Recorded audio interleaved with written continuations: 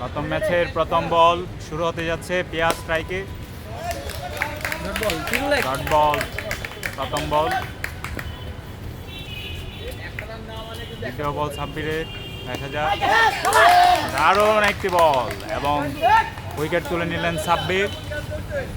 দেখা যাক পরবর্তী বলে কি হয়। নতুন ব্যাটসম্যান হিসেবে ক্রিজে প্রবেশ করেছেন আকাশ।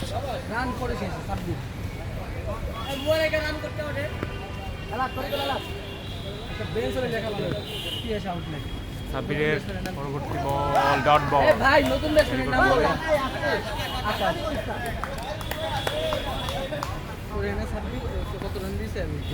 পরবর্তী বল, দারুণ একটি ফিল্ডিং রকিবের।